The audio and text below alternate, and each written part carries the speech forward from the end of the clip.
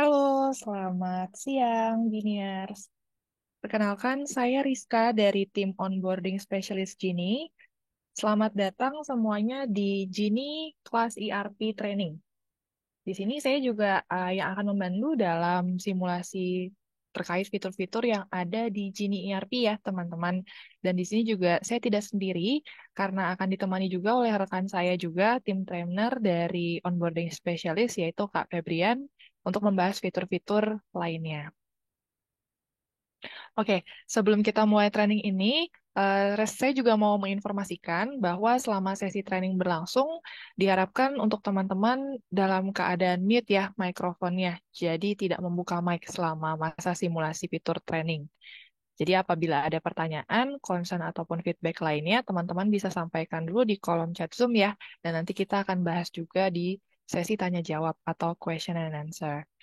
Lalu juga untuk teman-teman semua yang sekiranya hari ini juga membutuhkan video training kita hari ini, juga nanti bisa informasikan alamat email yang dipergunakan ya, supaya nanti kita bisa kirimkan rekaman trainingnya jika membutuhkan. Untuk hari ini, fitur yang akan kita bahas yaitu mengenai report dan juga setting ya teman-teman, mengenai laporan dan juga pengaturan yang ada di Gini ERP. Langsung aja kalau gitu kita mulai, saya akan izin share screen terlebih dahulu teman-teman.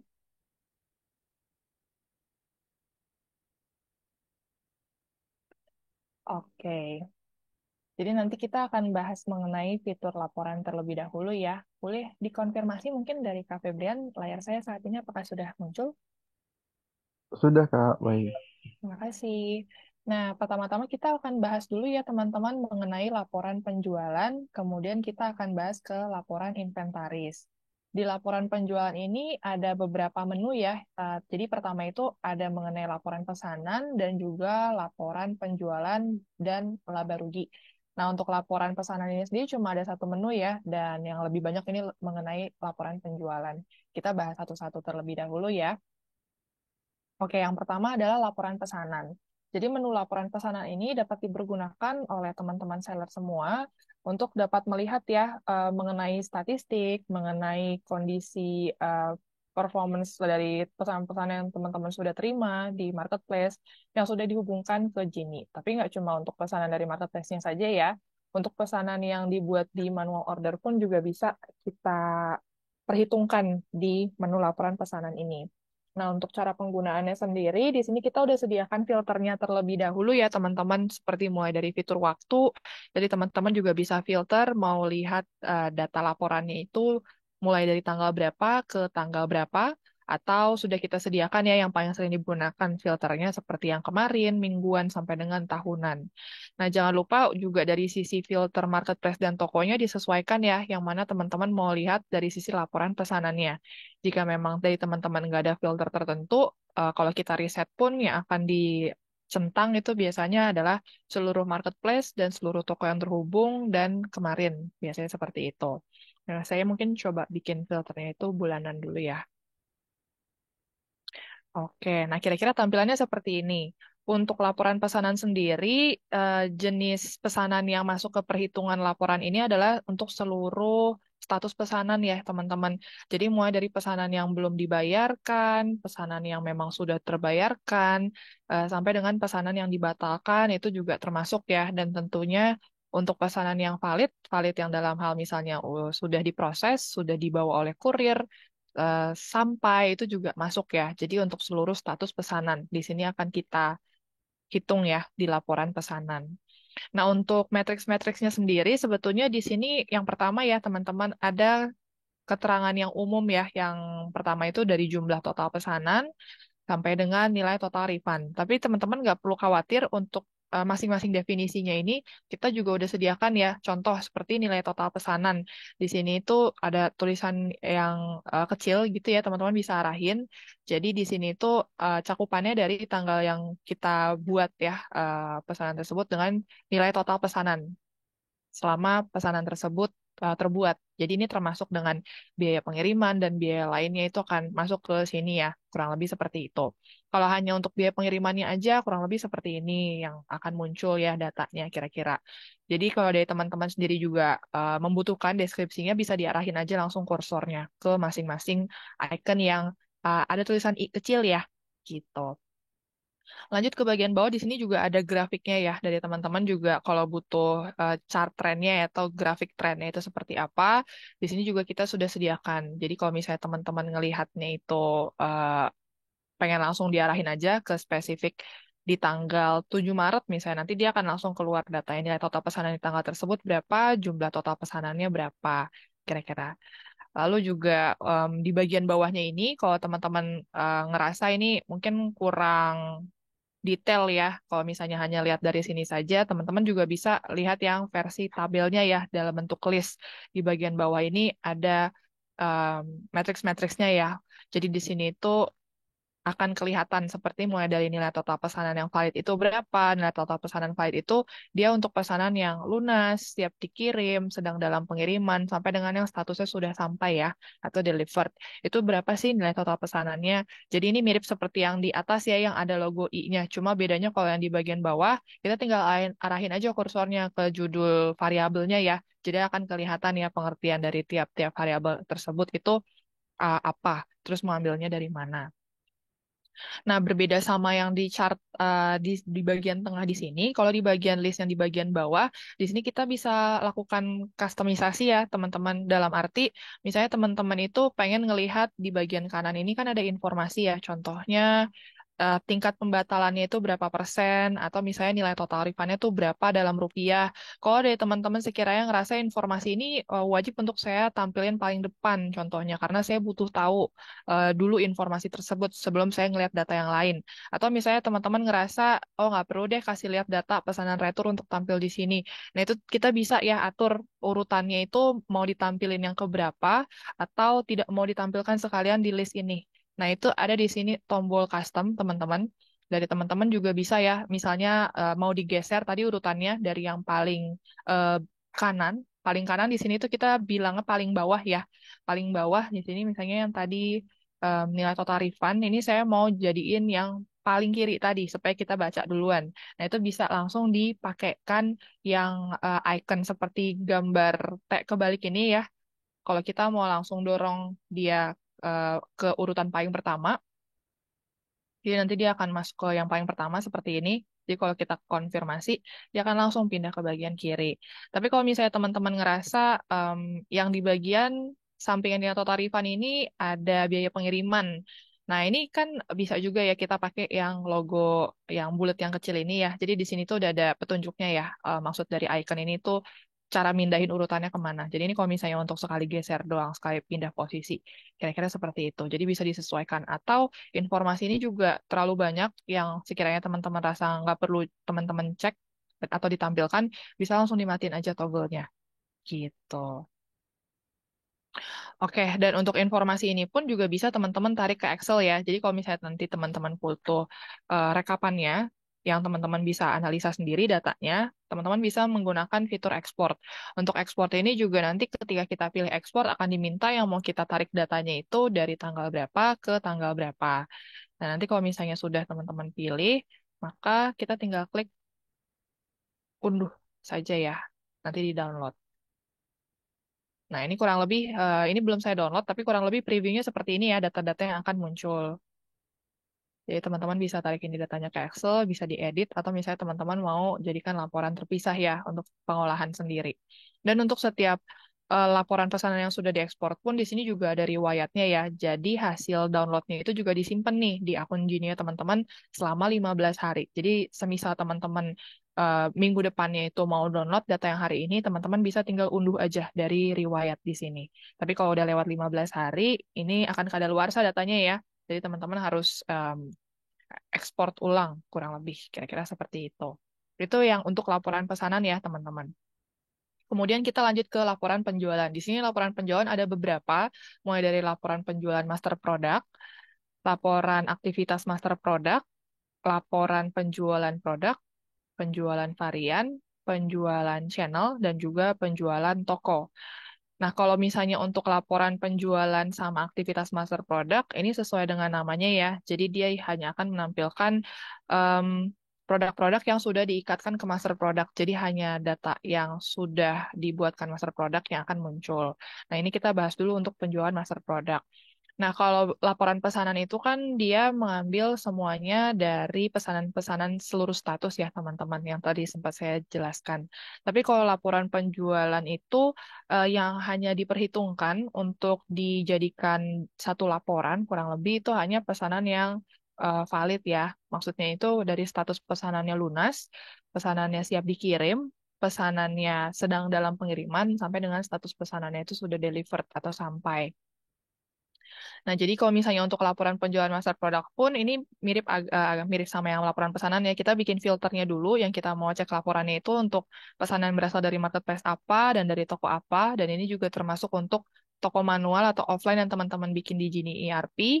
Lalu juga kita bisa sort dulu ya, filter dari tanggal berapa ke tanggal berapa laporan yang ingin kita cek pesanannya. Dan di bagian kanan ini ada filter ya, apakah kita mau lihat untuk yang master produknya itu kombinasi atau non kombinasi. Kalau kita nggak pilih, defaultnya itu yang akan muncul adalah master product non kombinasi yang akan muncul datanya ya di bagian bawah teman-teman. Nah ini contoh datanya ya yang saya coba tarik.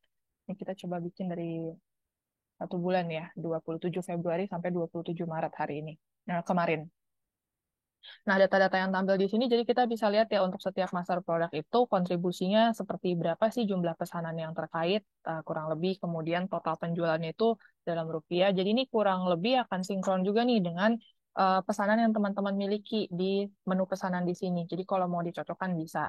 Namun untuk laporan penjualan ini, dia sifatnya langsung merekap datanya ya teman-teman. Jadi teman-teman di bagian menu laporan penjualan, nggak bisa ngelihat kalau misalnya ini jumlah dua pesanan terkaitnya itu detailnya apa aja sih dari pesanan siapa, dari marketplace apa. Kalau di sini itu langsung diakumulasikan angkanya. Jadi kalau teman-teman mau lihat datanya, teman-teman perlu ekspor secara terpisah datanya dari menu pesanan. Oke, kemudian di bagian bawah di sini ada penjualan produk sama penjualan subproduk. Maksudnya apa? Jadi kalau penjualan produk ini ya untuk keseluruhan master produk non kombinasi ya, karena di sini kan kita pakai yang default ya, yang non kombinasi yang muncul. Kecuali saya di sini ganti menjadi iya, baru nanti akan muncul di sini hanya master produk kombinasi aja yang ada eh, pesanannya, pesanan valid ya, penjualan valid dia akan muncul di sini. Nah, kalau penjualan subproduk di sini itu dia hanya menampilkan, jadi gini, misalnya teman-teman punya eh, punya produknya itu satu shampoo, satunya lagi itu conditioner, dan satunya lagi itu ada produk paket bundling, isinya itu shampoo dan juga conditioner. Yang muncul di bagian penjualan produk di sini, itu yang akan tampil ada master produknya si shampoo dan juga master produknya conditioner. Yang akan muncul di penjualan subproduk di sini, si shampoo dan conditioner pun juga muncul. Kenapa? Karena yang muncul di bagian penjualan subproduk adalah master produk yang jadi komponen dari master produk kombinasi. Nah, ini kalau misalnya teman-teman nyalain apakah produk kombinasi, pilihnya tidak ya, teman-teman. Nah, misalnya juga yang lain, saya juga jual master produknya itu jual sisir contohnya. Kemudian saya juga jual sabun. Nah, tapi sisir sama sabun ini dia nggak jadi komponen paket master produk kombinasi apapun. Nah, sisir sama sabun ini dia nggak akan muncul di penjualan subproduk ya, teman-teman. Jadi sesuai dengan namanya ya, subproduk. Jadi isi dari si atau subproduk dari si paket atau set tersebut. Kira-kira seperti itu. Dan untuk cara uh, melihatnya juga di sini kurang lebih udah cukup clear ya teman-teman. Contoh misalnya dari jumlah pesanan terkait. Ini kita ambil master product serum Avo Ungu. Jadi untuk kurun waktu 1 bulan ini kita akan melihat dari seluruh toko yang kita miliki, yang kita filter, yang dia ada pesanan terkait dengan master product serum Avo Ungu ini. Ini ada berapa? Kemudian yang terjadi penjualan produknya itu dia berapa pieces. Dan ini juga data-datanya bisa kita lakukan ekspor ya. Jadi kita bisa tarik datanya ke Excel. Nah, di sini ada dua ya, ada ekspor data yang dipilih dan juga ada ekspor data semua. Kalau misalnya dipilih berarti kita harus tandain dulu ya data master product mana yang kita mau tarik datanya ke Excel. Jadi hanya itu aja yang akan diekspor. Nah, tapi kalau misalnya teman-teman mau ekspor datanya semua, maka di sini akan hasil filteran teman-teman buat nanti itu semuanya akan terdownload ya.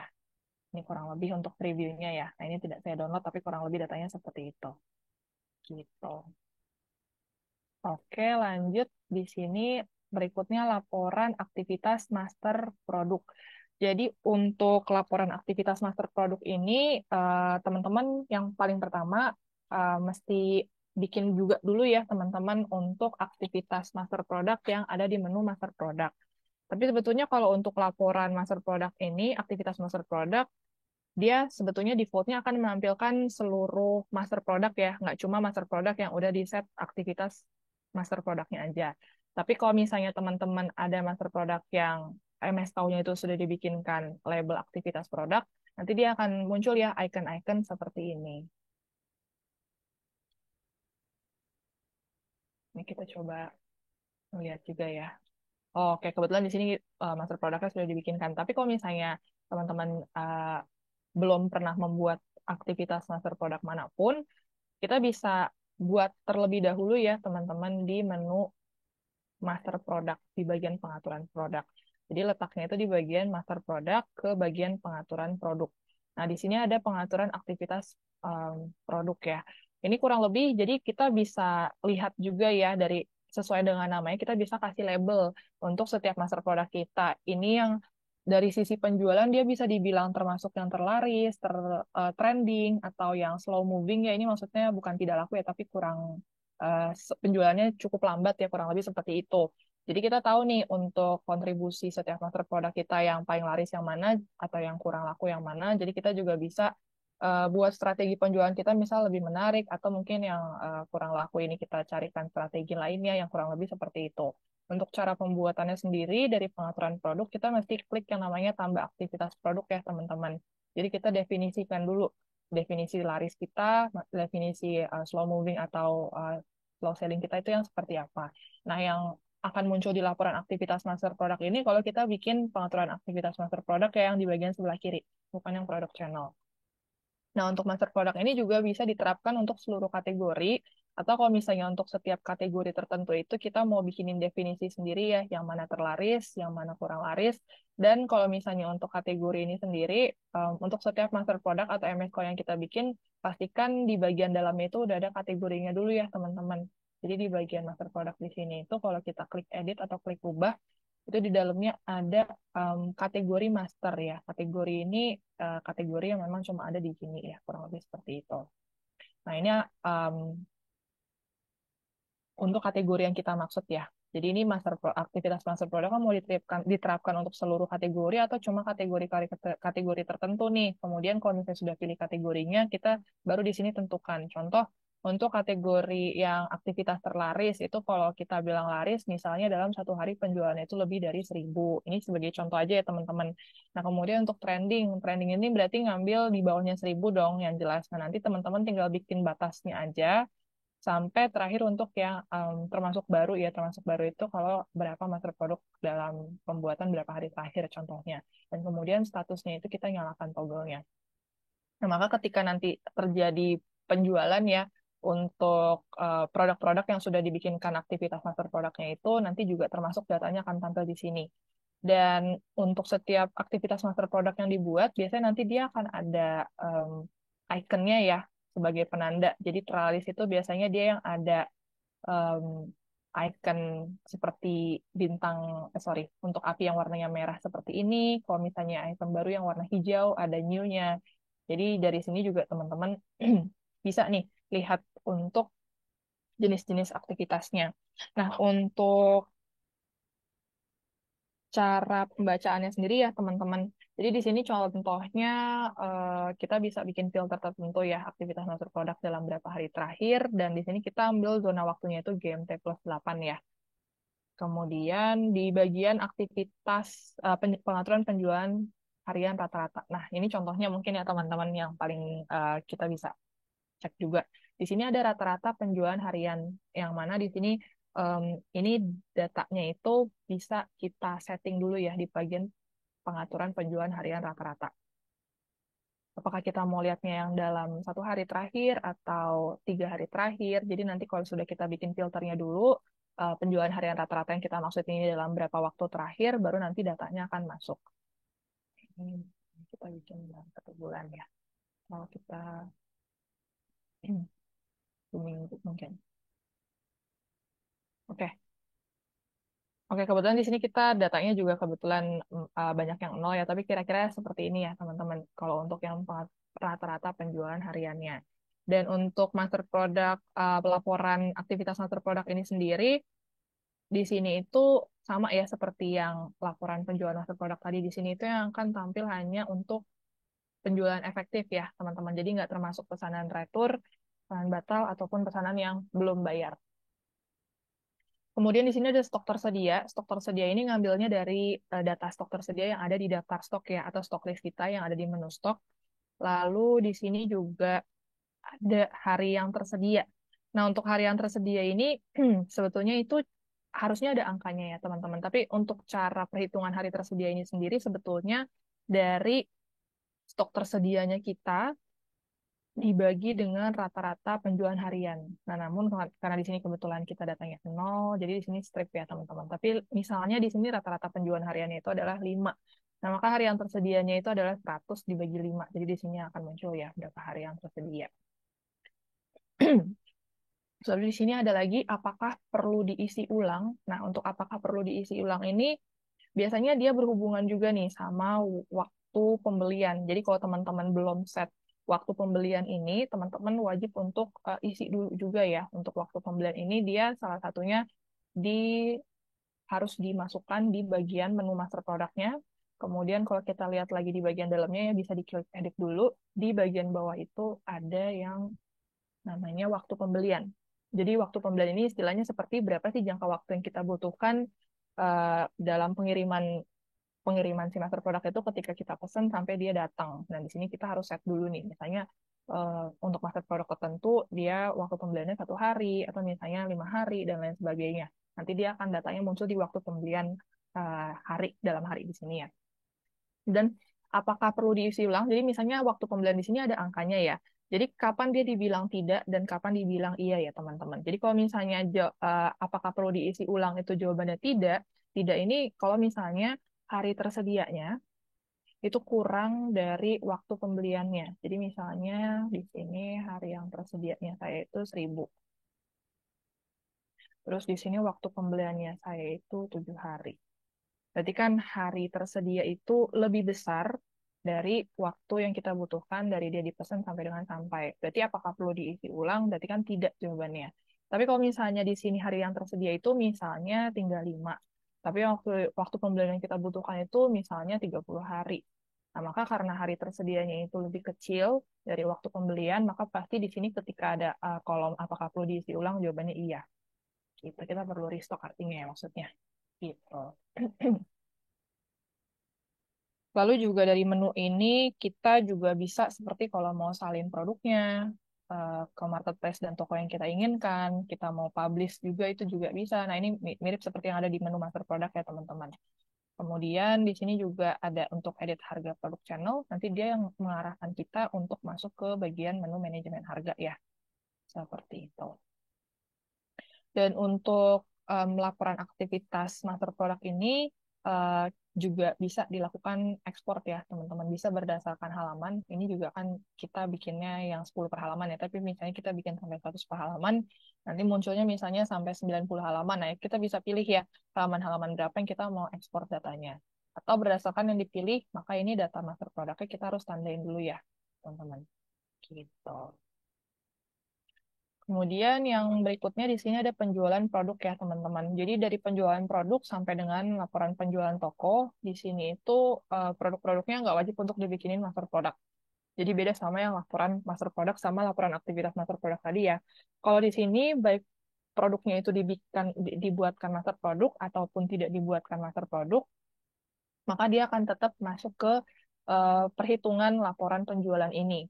Nah, ini kira-kira dari sisi filternya mirip ya sama yang lainnya, teman-teman. Jadi filter untuk kita lihat data laporannya kita dulu, harus filter marketplace-nya dulu, filter tokonya dulu yang mau kita cek laporannya, dan kita filter waktunya ya. Di sini juga bisa kita urutkan.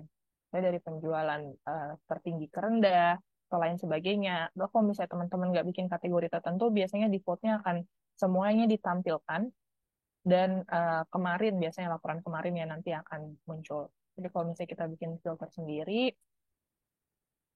saya kira seperti ini. Lalu kita klik cari.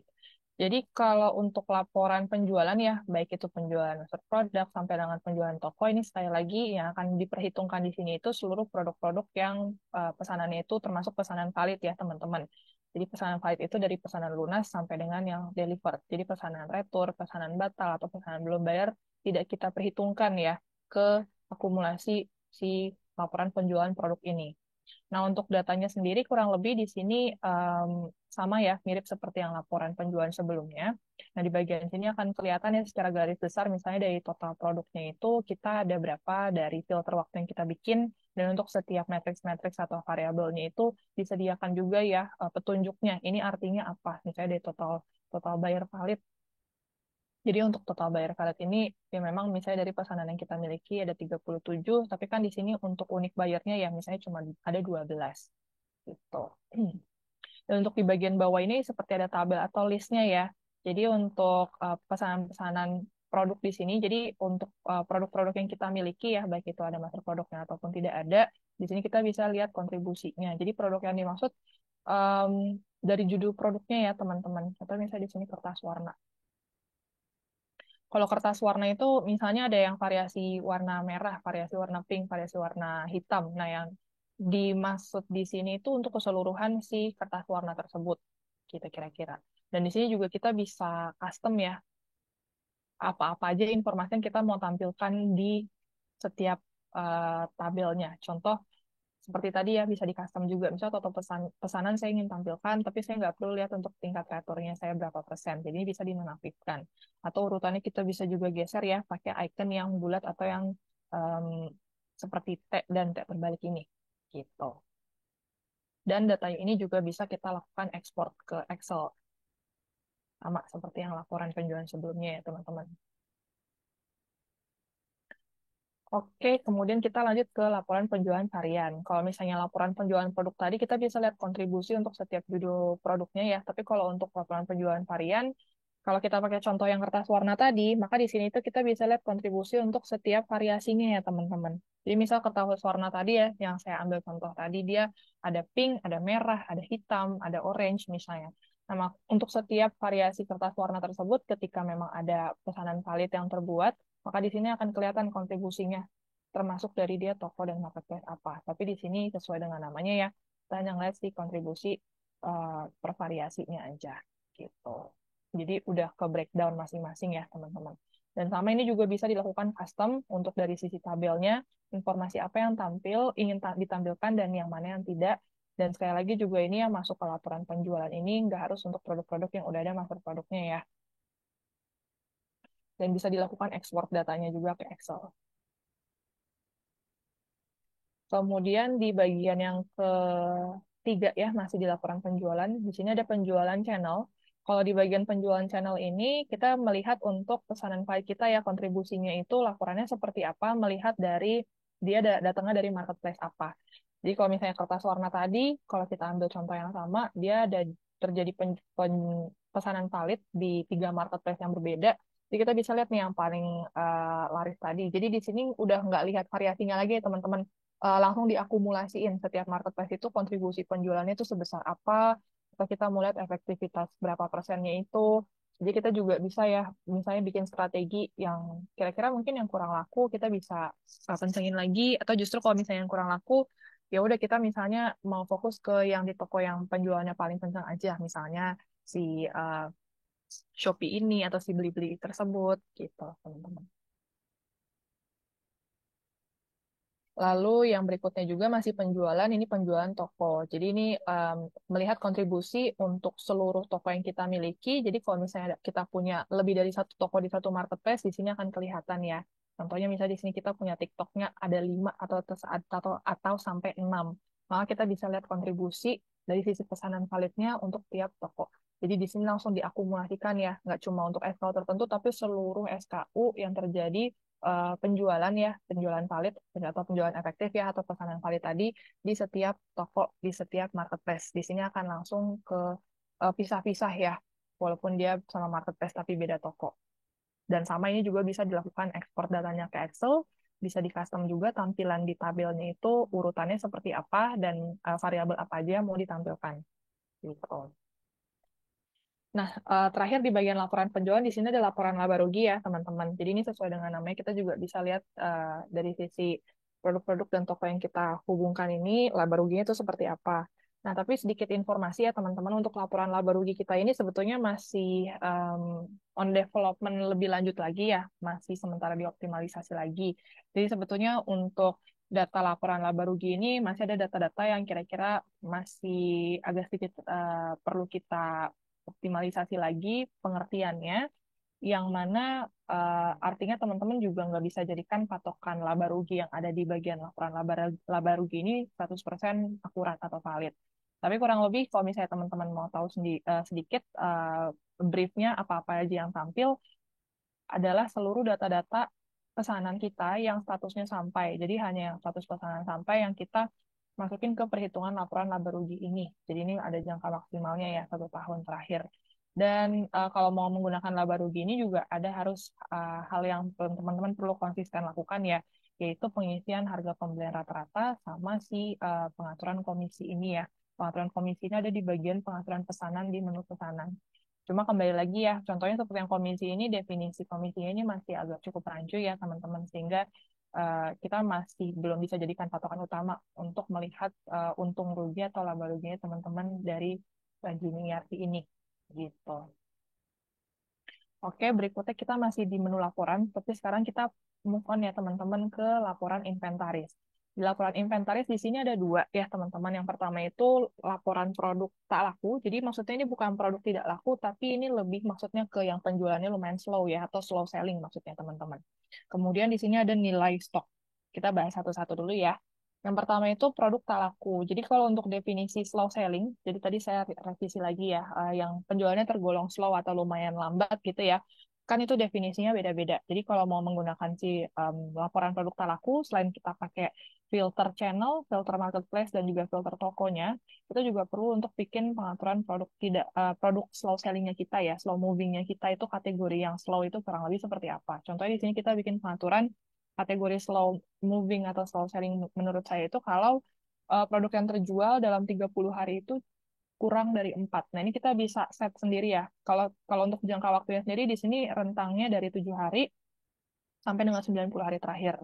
Lalu untuk quantity termasuk yang slow selling menurut saya itu misalnya kuantitinya kurang dari 4. Nah, itu ketika kita konfirmasi, datanya akan muncul sesuai dengan pengaturan produk slow sellingnya kita tadi atau slow movingnya kita tadi. Contohnya yang saya bikin datanya yang tampil apa saja akan muncul di sini. Jadi kita bisa lihat um, produk-produk dari toko mana, kemudian nama produknya apa, SKU-nya apa, gitu. Dan ini juga sama ya teman-teman. Teman-teman bisa custom matrix-matrixnya apa-apa yang mau tampil atau tidak mau tampil, termasuk untuk dari sisi urutan matriksnya ya. Dia mau diurutkan paling depan, paling kiri, atau dia paling belakang ya, atau paling kanan. Di sini kita bisa set juga gitu. Dan ini juga bisa dilakukan ekspor ekspor datanya ke Excel. Jadi dia akan langsung muncul angkanya dan juga produknya ya, kurang lebih seperti itu. Oke, mungkin ini saya agak sedikit jaringan ya teman-teman, agak sedikit slow. Nah, sama juga ya untuk setiap hasil data yang kita download atau kita ekspor itu akan disimpan di sistem selama 15 hari. Jadi ini kalau misalnya teman-teman pengen download lagi, karena ini ya, flow statistik saya ya, Excel, bisa diunduh ulang. Gitu. Dan yang terakhir, laporan inventaris di sini ada nilai stok ya teman-teman. Jadi untuk laporan di nilai stok, di sini hanya, jadi dia agak sedikit beda ya sama si laporan aktivitas master produk tadi. Kalau di laporan aktivitas master produk tadi, dia bisa tampilin untuk master produk yang udah dibuatkan aktivitas master produknya dan yang tidak. Tapi kalau di bagian nilai stok, dia hanya akan menampilkan data-data master product yang sudah dibuatkan aktivitas produknya saja gitu. Jadi ini di sini kita bisa melihat apa sih? Jadi di bagian laporan inventaris nilai stok ini kita bisa melihat nih untuk setiap gudang yang kita miliki yang aktivitas master product di SKU tertentu itu dia berapa sih dana yang digunakan dari total modal yang kita keluarkan untuk seluruh produk-produk yang kita miliki ya di gudang. Jadi kalau mau menggunakan ini disarankan sekali. Jadi teman-teman perlu untuk yang namanya isi HPP ya atau harga pembelian rata-rata di menu daftar stok. Nah, dari sini kita juga bisa, kalau misalnya teman-teman punya lebih dari satu gudang, di akun Gini ERP-nya juga bisa filter ya. Misalnya untuk si tes ERP ini doang yang kita mau lihat dananya, nilai stoknya. Tapi kalau misalnya kita nggak bikin filter gudang apapun, yang akan tampil di sini adalah untuk seluruh gudang yang kita miliki di akun Gini-nya. Nah, jadi untuk contoh ya, misalnya di gudang mid downtown saya. Jadi di sini itu saya bisa melihat untuk produk master produk yang saya miliki itu dari item yang slow selling atau yang slow moving ya. Tapi di sini keterangannya tidak laku ya, maksudnya teman-teman kurang lebih yang slow moving tadi ada 42 MSKU nih. Jadi total 42 MSKU-nya itu mau ngelihat ada apa aja rinciannya, teman-teman bisa ngelihat di bagian melihat rinciannya. Jadi akan kelihatan 42 itu isinya berasal dari MFK apa aja. Nah, ini yang termasuk dibilang kurang laku atau slow moving tadi. Kemudian untuk di bagian uh, dana, ya di sini kan kita ada juga sebutin untuk dana yang digunakan untuk stok. Nah, ini kita ambil contoh yang ini aja ya. Nah, dana yang dimunculin di sini itu ngelihatnya adalah dari stok tersedia yang kita miliki untuk si master produk tersebut dikalikan dengan HPP ya, atau harga pembelian rata-rata. Jadi seperti yang item kurang laku ini kan ada 26 ya totalnya. Dari 26 ini kan dia ada listnya ya teman-teman master produknya itu apa aja. Jadi nanti dana yang akan tampil di sini adalah dari tadi stoknya itu ada berapa yang tersedia dikalikan harga pembelian rata-rata. Jadi wajib untuk isi HPP-nya ya, supaya di sini kita bisa lihat lebih jelas proporsi dana yang digunakan, berapa modal yang kita punya untuk seluruh masuk produk yang kita miliki untuk setiap aktivitasnya. Gitu. Kemudian di sini ada proporsi dana yang digunakan ya. Untuk proporsi dana yang digunakan ini dia ngambilnya itu dapat dari mana? Dia ngambilnya itu dari dana yang digunakan untuk stok dibagi dengan total modal yang terpakai ya. Jadi di sini itu kan ada total modal yang terpakai. Kalau total modal yang terpakai itu kan ngitungnya dari seluruh stok tersedia dikalikan harga pembelian rata-rata ya teman-teman. Nah jadi untuk proporsinya di sini, saya kebetulan nggak ada datanya, ada angkanya ya. Tapi kira-kira di sini persentasenya adalah, misalnya di sini keterangannya 7%. Nah 7% ini ngelihatnya 7% dari si total modal yang kita pakai oleh seluruh gudang. Kira-kira seperti itu. Jadi nanti dia akan muncul di sini adalah persentasenya. Gitu. Jadi dari seller sendiri juga jadinya nanti bisa pertimbangkan nih modal yang keluar itu apakah sebanding nih dengan aktivitas produknya. Contoh di sini saya udah keluarin sampai 50 juta, tapi dia dari proporsi dananya itu udah ngambil sampai 90% dari total modal yang saya pakai. Tapi dia masuknya untuk produk yang kurang laku atau yang slow moving. Jadi kan teman-teman juga bisa evaluasi ulang ya dari sisi yang mana mungkin yang harus saya restock lebih banyak, yang mana mungkin saya nggak usah terlalu atau ada yang kurang laku tapi dia proporsi banyak, kita supaya tetap ada kejar jualan, mungkin cuci gudang aja, yang kurang lebih akan membantu juga dari teman-teman strategi ke depannya seperti apa. Kira-kira seperti itu ya teman-teman untuk penjelasan menu laporan yang ada di sini ERP. Nah, untuk selanjutnya kita akan masuk ke fitur mengenai pengaturan yang ada di Gini ERP ya, atau setting yang akan dibawakan oleh Kak Febrian. Nah, saya izin untuk stop share layarnya. Dipersilakan Kak Febrian untuk fitur selanjutnya. Terima kasih. Oke, terima kasih Kariska. Jadi mungkin sebelum kita lanjut untuk ke materi selanjutnya ya, aku ingin ingetin ke teman-teman yang untuk teman-teman yang memang memiliki pertanyaan atau memang ada fitur yang masih kurang dipahami nih oleh teman-teman, nggak usah ragu ya teman-teman bisa langsung tanyakan aja pertanyaannya di kolom chat Zoom kita. Nanti di akhir sesi training kita akan sediakan sesi Q&A. Jadi kita akan bahas semua pertanyaan-pertanyaan dari teman-teman. Dan juga kalau misalkan dari teman-teman ada tertarik untuk video recording training kali ini, itu teman-teman boleh langsung lampirkan aja emailnya teman-teman ke kolom chat Zoom juga ya. Nanti kita akan kirimkan email untuk link videonya ke email teman-teman langsung. Oke, mungkin kurang lebih seperti itu remindernya. Kalau gitu kita bisa langsung lanjut aja ya untuk di materi kedua yang ada di training.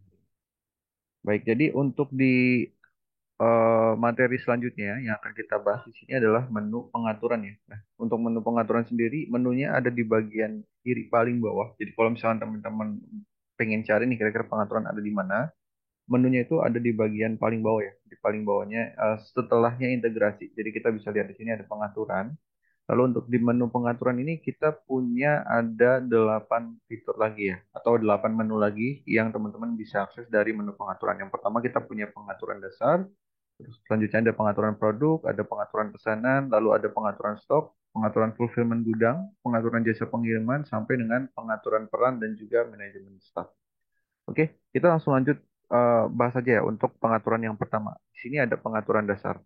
Nah, kita bisa klik aja, lalu kita langsung diarahkan ke tampilan seperti ini. Jadi pengaturan dasar ini lebih ke pengaturan akunnya teman-teman ya. Jadi kita bisa lihat di sini untuk informasi akun kita berapa, nama akunnya apa, nomor HP apa yang sudah kita daftarkan. Kemudian apabila teman-teman akunnya itu belum terotentifikasi, teman-teman bisa langsung klik otentikasikan produknya di sini atau akunnya teman-teman di sini. Nanti teman-teman perlu isi beberapa informasi yang memang perlu diisi ya untuk kebutuhan otentifikasi akunnya teman-teman. Jadi kita perlu isi dari nama akun login ya sampai dengan ke tanggal lahir. Jadi teman-teman bisa klik edit di bagian sini. Seperti itu. Jadi ini untuk proses autentifikasi akunnya teman-teman. Kurang lebih seperti itu. Nah, kalau misalkan nanti teman-teman sudah isi untuk informasinya, nanti di sini statusnya itu akan keterangan itu sudah teridentifikasi ya atau sudah terautentikasi seperti itu. Lalu di sini di pengaturan dasar ini kita bisa tambahkan logo dan juga logo merek. Nah, untuk logo dan logo merek ini sebenarnya teman-teman bisa gunakan untuk kebutuhan label pengiriman nih. Jadi ketika teman-teman menggunakan template label pengiriman dari Gini, itu kan kita bisa menampilkan label logonya teman-teman di label pengiriman kita ya. Jadi kalau misalkan teman-teman ingin menggunakan label pengiriman dari Gini, itu kurang lebih tampilannya seperti ini. Jadi nanti di menu pesanan, pengaturan pesanan kita punya, sorry, di sini ada pengaturan template label. Nah, di template label ini sebenarnya kita bisa tampilkan merek logo ya. Nah, ketika teman-teman ingin tampilkan merek logo atau logonya teman-teman di label pengiriman, teman-teman bisa set logo mereknya di bagian sini. Jadi teman-teman langsung akan diarahkan ke pengaturan dasar lagi, gitu. Jadi di sini dia langsung akan di pop-up-nya ke menu yang sama ya di pengaturan dasar. Jadi ketika teman-teman ingin menggunakan template label pengiriman dari Gini, lalu untuk label pengirimannya teman-teman pengen tampilkan juga nih di bagian atas label pengirimannya. Nah, teman-teman perlu daftarkan logonya itu atau teman-teman tambahkan di bagian logo merek sebelah sini. Gitu. Oke, selanjutnya di sini ada mata uang dan zona waktu. Jadi ketika teman-teman ingin setting nih kira-kira mata uang yang digunakan itu pengen pakai yang mana dan juga zona waktu untuk yang tersedia di Gini itu mau pakai zona waktu yang mana. Jadi kita bisa sesuaikan lagi ya, seperti itu. Lalu kalau misalkan teman-teman mau cek juga untuk paket yang saat ini aktif, teman-teman bisa lihat di bagian sini juga. Lalu ketika teman-teman pengen lihat riwayat transaksi pembelian teman-teman itu nanti teman-teman bisa lihat juga di sini. Kebetulan ini untuk akun saya memang dia tidak ada akun yang berlangganan ya. Tapi kalau teman-teman itu kan sudah pasti akunnya berlangganan. Jadi ketika teman-teman cek nanti di sini, teman-teman bisa lihat untuk paket yang saat ini digunakan itu paketnya paket apa dan juga untuk riwayat transaksinya teman-teman bisa lihat lagi di bagian sebelah sini. Oke, kurang lebih pengaturan dasar ini memang untuk pengaturan akun Gini aja ya. Jadi sebenarnya nggak terlalu impact juga ke beberapa status tokonya teman-teman ataupun ke pesanan dan juga stoknya teman-teman. Jadi memang untuk pengaturan akun Gini aja. Oke, kurang lebih itu untuk pengaturan dasar. Selanjutnya di sini kita punya pengaturan produknya. Nah, untuk pengaturan produk ini sebenarnya kita langsung akan diarahkan ke bagian master produk dan juga nanti di sini ada pengaturan produk ya. Tadi sebenarnya dari Kariska sudah sempat infokan juga ya untuk beberapa fitur yang ada di pengaturan produk. Salah satunya adalah pengaturan aktivitas produk. Ya, jadi tadi sudah dijelaskan juga oleh Kariska. Cuman untuk beberapa pengaturan lainnya mungkin di sini aku akan jelaskan juga secara garis besarnya mungkin ya. Oke, untuk di pengaturan produk yang pertama, di sini kita ada pengaturan master produk. Jadi pengaturan master produk ini kita punya 4 aturan yang bisa kita aktifkan ya. Aturan yang pertama, di sini namanya adalah secara otomatis mengikat master SKU. Jadi aturan yang pertama ini berfungsi untuk membantu teman-teman mengikat produk-produk dengan SKU yang sama dengan master SKU-nya. Jadi contoh gini ya, misalkan kita sudah punya master SKU nih, kita sudah buat master SKU-nya di bagian sini. Sorry. Oke, ini aku buka dua tab biar teman-teman bisa punya gambaran juga. Oke, misalkan kita sudah punya master SKU nih, Senarbas oke dengan master SKU SBOK 01. Lalu setelah teman-teman buat master produknya di sini, ternyata di beberapa marketplace lain itu teman-teman punya produk juga dengan SKU yang sama. Nah, ketika teman-teman memiliki produk dengan SKU yang sama, teman-teman nggak perlu buatkan lagi master SKU-nya ya. Jadi teman-teman cukup aktifkan aturan yang di sini saja. Jadi ketika teman-teman aktifkan aturan yang ini, eh, produk-produk dengan SKU yang sama itu akan otomatis langsung terikat dengan master produk seperti itu. Jadi di sini kita bisa aktifkan jangkauannya. Yang mau kita aktifkan otomatis mengikat itu produk-produk dari semua toko atau teman-teman bisa filter lagi nih mau berdasarkan beberapa channel atau berdasarkan beberapa toko saja. Jadi misalkan yang mau kita otomatis ikat itu cuman misalkan ya, cuman Lazada, Shopee sama misalkan TikTok gitu. Jadi cuma tiga marketplace aja. Otomatis nanti produk-produk di luar tiga marketplace ini dia nggak akan terikat dengan masa produknya. Itu bisa juga. Atau misalkan mau berdasarkan tokonya aja. Misalkan dalam satu Shopee, dalam satu TikTok itu dia punya dua toko, tapi yang mau diikatkan itu cuma satu toko aja gitu. Itu bisa juga. Ya, jadi teman-teman nanti di sini bisa aktifkan. Dan ini fitur yang ini memang kita sarankan untuk aktifkan ya, karena akan membantu teman-teman untuk pembuatan masuk produk. Teman-teman nggak perlu buat masuk produk berulang kali, jadi cukup buat masuk produk dari satu toko atau satu masuk produk saja dibuatkan. Setelahnya produk-produk dengan SKU yang sama akan otomatis terikat ya, secara otomatis. Kurang lebih seperti itu. Oke, lalu yang kedua di sini ada buat master SKU secara otomatis. Nah, kalau misalkan dari segi namanya memang yang aturan kedua ini lebih menguntungkan ya oleh teman-teman. Cuman di sini kita justru nggak sarankan untuk aturan yang kedua ini diaktifkan. Kenapa? Karena seperti yang teman-teman bisa baca di precaution di bawahnya ini, aturan yang untuk buat master SKU secara otomatis ini dia akan ketika diaktifkan dia akan membantu teman-teman untuk membuat produk-produk yang belum memiliki master SKU. Jadi produknya langsung akan dibuatkan master produknya secara otomatis seperti itu. Tapi kondisinya master produknya ini akan terbuat dengan nama produknya bukan dengan kode SKU seperti itu. Jadi kenapa aturan yang kedua ini tidak kita sarankan? Jadi misalkan gini, teman-teman punya satu produk ya, misalkan produknya namanya tas gitu. Nama produknya itu tas, misalkan tas super ya, misalkan namanya. Sedangkan SKU-nya itu tas strip satu. Nah, ketika teman-teman aktifkan buat masuk SKU secara otomatis ini, produk yang tadi itu langsung akan terbuat master produknya.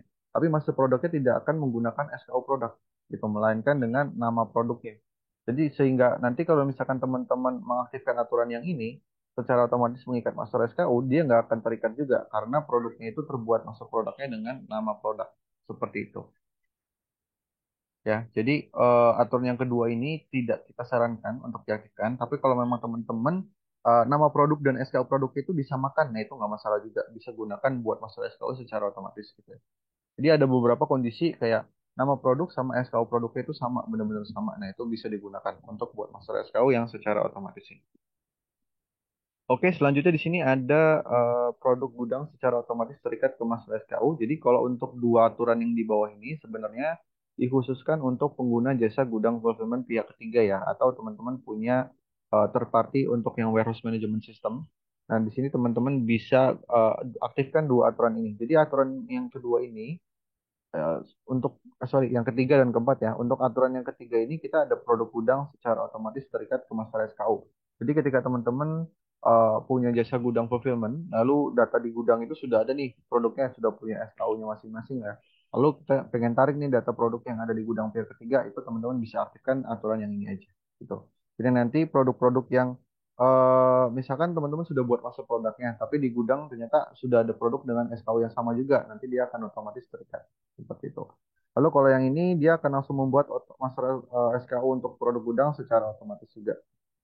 Jadi ketika ada produk-produk di gudang yang belum memiliki produk master produknya, nanti dia akan langsung terbuat juga master produknya. Nanti kita bisa aktifkan juga jangkauannya. Kita mau pilih dari gudang yang mana. Jadi karena ini kaitannya dengan gudang pihak ketiga, jadi aktifkan jangkauan itu berdasarkan gudangnya. Nah, seperti di sini saya punya dua gudang pihak ketiga. Jadi saya mau aktifkan untuk yang pembuatan otomatis masalah skala ini dari dua gudang saja. Oke, kurang lebih seperti itu ya untuk di bagian pengaturan masuk produk. Lalu di sini setelahnya ada pengaturan tambah produk.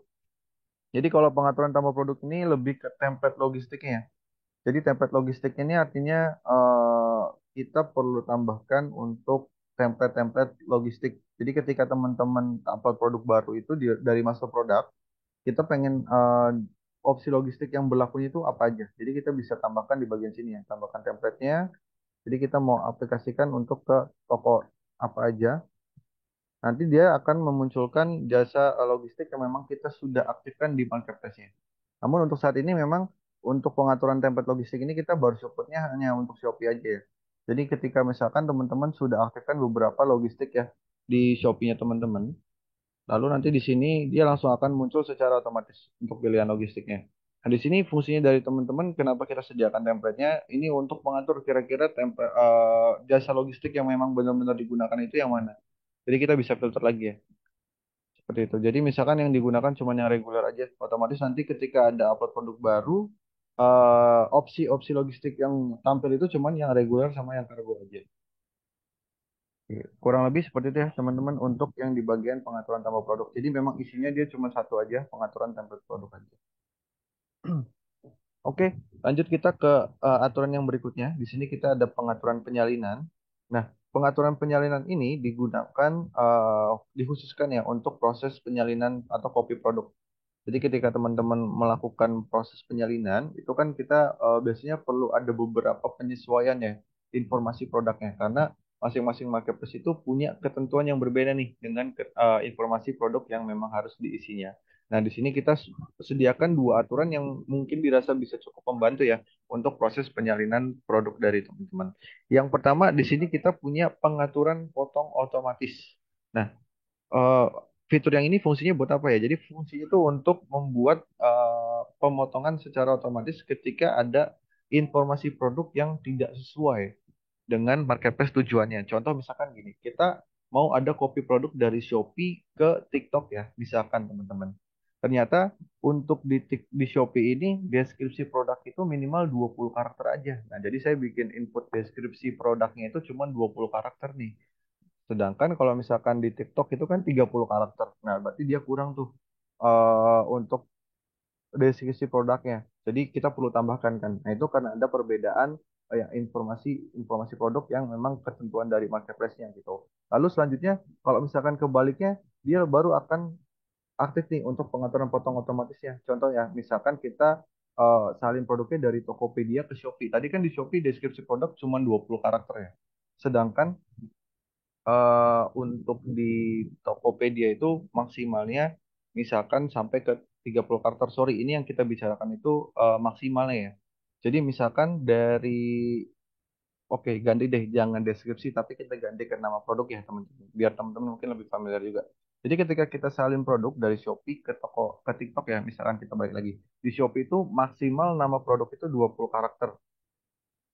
Tapi sedangkan, sorry, di Shopee 30 karakter misalkan ya. Tapi ternyata di TikTok itu lebih sedikit 20 karakter. Nah, nanti ketika kita melakukan penyalinan, dia langsung akan memotong otomatis gitu. Untuk karakter yang memang melebihi dari ketentuan marketplace tujuannya gitu. Ya, kurang lebih seperti itu ya. Jadi, untuk pengaturan pemotongan otomatis informasi produk yang memang tidak sesuai dengan ketentuan dari marketplace tujuannya. Nah, untuk informasi yang dipotong itu apa aja cakupannya? Di sini ada nama, kemudian ada deskripsi dan juga gambar. Gambar produk atau spesifikasinya itu berdasarkan ukuran gambarnya ya. Jadi, masing-masing marketplace itu kan punya ketentuan ukuran gambar dan resolusi yang memang bisa diupload ke marketplace ya. Jadi kalau misalkan ada informasi yang memang melebihi batas atau mengandung karakter ilegal, dia akan memotong secara otomatis gitu. Jadi teman-teman bisa setting lagi di sini jangkauannya melakukan semua toko atau berdasarkan channel tertentu aja atau berdasarkan toko-toko tertentu aja. Seperti itu ya. Ini untuk yang pengaturan potong otomatis. Lalu selanjutnya di sini yang kedua kita punya pemetaan kategori. Nah, pemetaan kategori ini eh, yang mungkin memang saya sarankan untuk teman-teman bikinnya. Ketika teman-teman memang banyak melakukan copy produk dari master produk ke beberapa produk.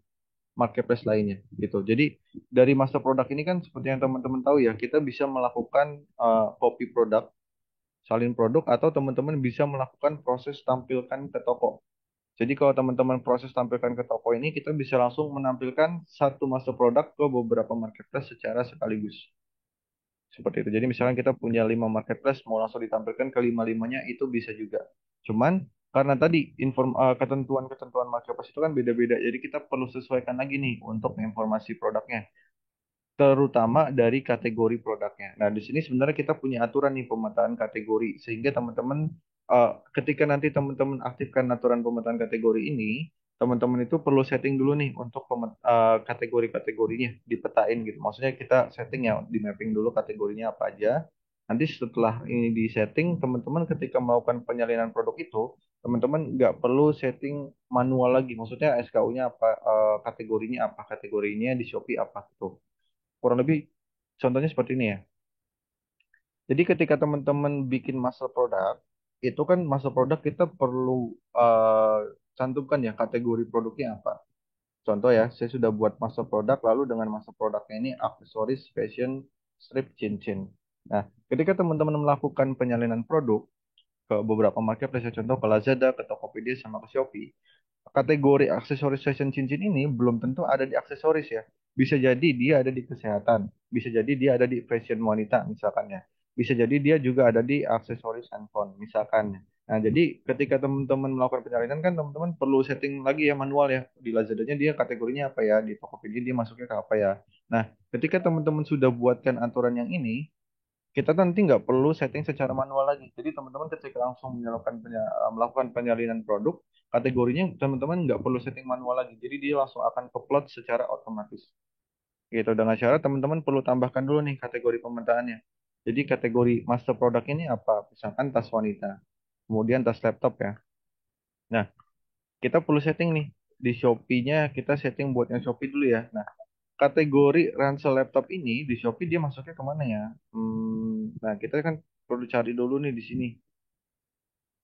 Hmm, oke, di elektronik misalkan ya. Oke, nggak ada. Nah, kalau kayak gini kan teman-teman cukup lama ya. Kita perlu cari satu-satu dulu nih ketika teman-teman melakukan penyalinan produk gitu. Tapi karena misalkan teman-teman ini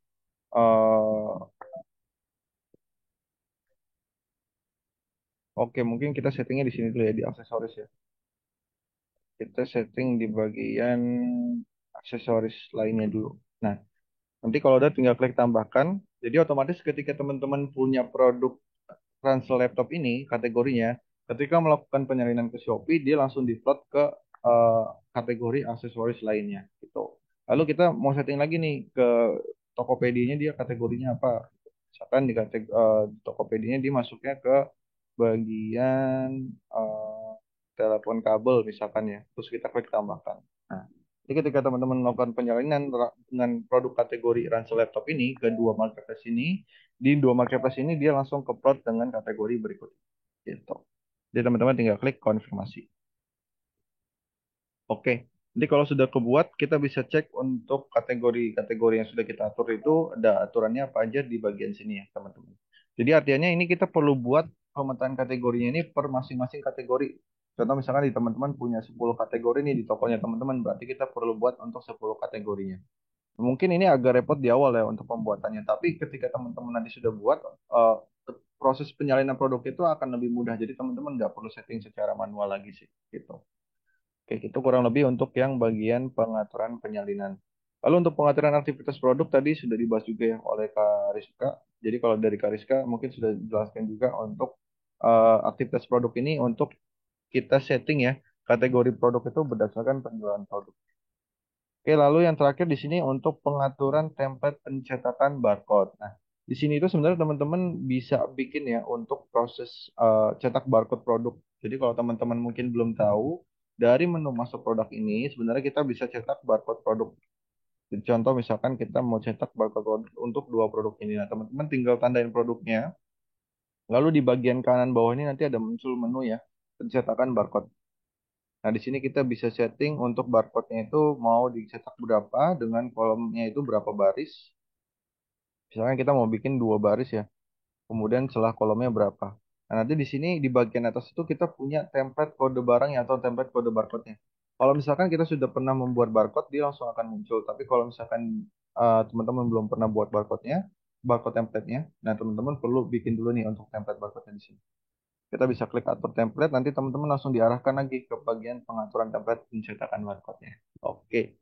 Lalu di sini untuk pembuatan barcode-nya, teman-teman tinggal klik aja di bagian sini, tambahkan template. Nah, di bagian sini teman-teman bisa setting ya untuk kita eh, template yang akan digunakan untuk pencetakan barcode itu seperti apa. Yang pertama yang perlu diisi nama nama template-nya apa? Misalkan template testing ya. Ukuran labelnya berapa? Jadi biasanya label proses pencetakan barcode itu kan menggunakan label ya. Nah, labelnya itu teman-teman bisa sesuaikan ukurannya dengan yang label teman-teman punya. Misalkan yang di teman-teman punya itu ukurannya 50 kali misalkan ya kali 25 misalkan. Jadi teman-teman bisa setting di sini 50 kali 25 atau 50 kali 30. Lalu untuk jenis barcode yang digunakan teman-teman bisa setting juga ya barcode 1D atau barcode 2D atau bisa kita sebut QR ya. Jadi mau barcode QR atau barcode bar seperti biasa. Nah, kalau yang untuk barcode 1D atau barcode bar, di sini teman-teman bisa setting untuk tinggi barcode-nya. Kira-kira mau seluas apa ya untuk barcode-nya. Jadi teman-teman bisa setting lagi. Kemudian untuk nanti ukuran font yang ada di bawahnya itu mau kita setting berapa. Jadi selain kita bisa tampilkan untuk barcode-nya, di sini kita bisa tampilkan juga ya nama variannya atau kode MSKU-nya atau misalkan SPU atau ada kode barcode-nya juga misalkan mau ditampilkan. Lalu di sini kita bisa setting nih untuk ukuran fontnya berapa. Kita mau tampilkan sesuai dengan kebutuhan dari teman-teman ya, ukuran fontnya berapa. Lalu di sini kita bisa setting juga untuk barcode yang ada di sini ini, dia mau tergenerate-nya itu berdasarkan apa? Mau berdasarkan SKU atau berdasarkan kode barcode khusus atau berdasarkan kode SPU gitu. Kalau SPU ini lebih ke kode SKU toko ya atau SKU tunggal. Cuman kalau misalkan yang kita sarankan bisa buatnya itu berdasarkan kode SKU aja gitu. Lalu kalau misalnya teman-teman mau ada catatan di sini bisa diinput catatannya dan catatan ini dia langsung akan muncul di menu ininya gitu. Di barcode-nya seperti itu. Lalu kalau untuk yang QR di sini teman-teman bisa settingnya itu di bagian kiri atau atas untuk barcode QR-nya. Jadi teman-teman bisa sesuaikan lalu size rate juga bisa disetting lagi QR-nya berapa persen tampilannya. Lalu untuk ukuran fontnya berapa dan dihasilkannya berdasarkan apa. Jadi nanti teman-teman bisa setting lagi ya. Nah, kalau udah teman-teman tinggal klik OK. Otomatis nanti template-nya terbuat. Nanti teman-teman lalu selanjutnya bisa balik lagi ya ke menu cetak barcode di sini. Kita tinggal klik lagi pencetakan barcode. Nanti di sini kita sudah langsung muncul untuk template yang sudah kita buat tadi. Nah, tadi kan template-nya template testing ya. Nah, di sini teman-teman bisa buat lagi kira-kira kolom yang teman-teman labelnya itu label yang 1 kolom, 2 kolom, atau 3 kolom, atau bahkan 4 kolom ya. Mungkin contohnya seperti ini. Kalau misalkan teman-teman punya yang 3 kolom, itu nanti dia langsung akan terbuatnya per 3 kolom. Nah, di sini teman-teman bisa setting ya untuk batas yang per kolom itu berapa. Misalkan contoh 5 mm. Lalu di sini kita settingnya 22 aja ya. Misalkan. Oke, kalau udah teman-teman langsung klik OK. Otomatis nanti langsung diarahkan ke tampilan seperti ini. Gitu. Jadi nanti dia langsung akan terbuat tampilannya seperti ini. Ya. Nanti labelnya bisa langsung dicetak. Ini untuk label, untuk pencetakan label dengan 3 kolom. Kalau misalkan teman-teman cuma pakai label yang 1 kolom, bisa dibikin dengan 1 kolom aja ya. Atau misalkan teman-teman punya baris ini maksudnya kolomnya ya. Jadi misalkan teman-teman cuma pakai labelnya yang 2 baris atau 2 kolom, nah teman-teman bisa pilihnya yang 2 kolom. Jadi balik lagi ya teman-teman, tinggal setting aja kira-kira kebutuhan untuk cetaknya barcode-nya seperti apa. Tapi yang jelas teman-teman perlu buatkan dulu nih untuk template barcode-nya di bagian pengaturan template barcode, pencetakan barcode ya di sini. Oke, kurang lebih seperti itu untuk di bagian pengaturan produk. Lalu selanjutnya kita move teman-teman ya ke bagian pengaturan pesanan. Oke, di bagian pengaturan pesanan ini kita punya beberapa informasi atau beberapa fitur lagi ya. Dari kita ada pengaturan aturan pengiriman, pengaturan informasi label pengiriman sampai dengan pengaturan template pencetakan. Nah, yang pertama di sini pengaturan-aturan pengiriman kita ada tiga aturan. Yang pertama pengaturan atur pengiriman. Nah, di sini kita bisa sesuai dengan pengaturan Anda. Jadi, Gini akan secara otomatis memilih metode pengiriman setelah pesanan disinkronkan atau meningkatkan efisiensi. Jadi, secara defaultnya itu kan teman-teman perlu setting di bagian pengaturan pesanan ya. Kayak jasa kurir tertentu itu metode pengirimannya apa? Pick up atau drop off. Kurang lebih seperti ini. Misalkan kita klik di bagian sini. Nah, di sini kan nanti kita langsung diarahkan ke bagian pengaturan pesanan di pengaturan metode pengiriman ya. Nah, secara default itu teman-teman seharusnya perlu daftarkan ini nih. Kayak misalkan jasa kurir Giant Express ini dia metode pengirimannya pick up atau drop off. Nah, kita perlu settingnya di bagian pick up sini. Nah, nanti teman-teman bisa bikin tambahkan aturannya di bagian sini ya.